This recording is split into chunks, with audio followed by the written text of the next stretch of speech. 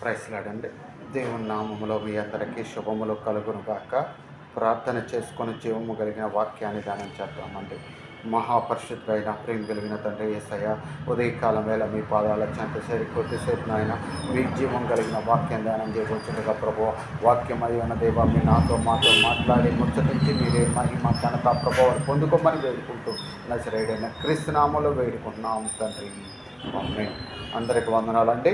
ఈరోజు జీవము కలిగిన వాక్యాన్ని ధ్యానం అంటే హోషేయ గ్రంథము 14వ అధ్యాయము 4, 5, 6 వచనాలు ధ్యానం చేద్దామండి. ఇక్కడ వారు విశ్వాసఘాతకులు కాకుండా నేను వారిని గుణపరిచెదను, వారి మీద ఉన్న నా కోపము చల్లారదును, మనస్ఫూర్తిగా వారిని నేను స్నేహించదును.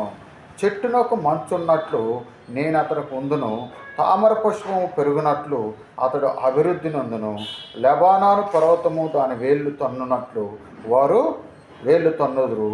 అతని కొమ్ములు విశాలముగా పెరుగును, ఒలీవల చెట్టులకు ఉన్నంత సౌందర్యము అతనికి కలుగును. ఇక్కడికి వచ్చేసరికి జీవము కలిగిన దేవుడు మాట్లాడుతున్నాడండి. ఏమంటున్నాడు ఇక్కడ? ఒలీవల చెట్టుకున్నంత సౌందర్యము, ఓ లెబానానుకు చెట్టుకున్నంత సౌందర్యము నేను అతనికి కలుగు చేస్తానంటున్నాడా? అది ఎవరి గురించి అంటే ఆ యొక్క యోసేపు గురించి. అతడేమో గురించి ఏమనుంది? యోసేపు ఫలించడి కొమ్మనుంది. కాబట్టి యోసేపు అలాగే ఆ యొక్క యోసేపు అలాగే ఆ యొక్క యేసుక్రీస్తు సంతానమైనటువంటి మనందరితో కూడా దేవుడు మాట్లాడుచున్న మాట అండి. ఆ వాగ్దానం మనందరి జీవితంలో నెరవేరేలా మనము ప్రార్థన చేద్దామండి.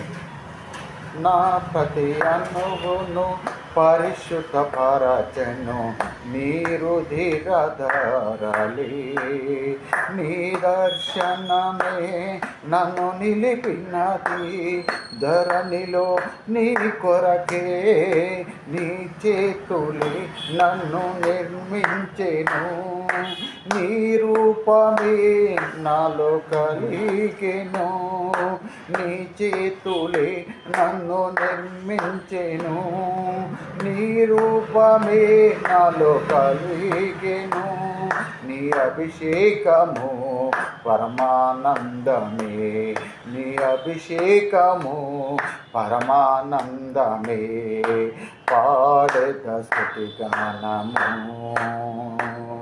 కొనియాడెద నీ నామము, నీవేనా ప్రేమానురాగం, క్షణమైన విడువని స్నేహం,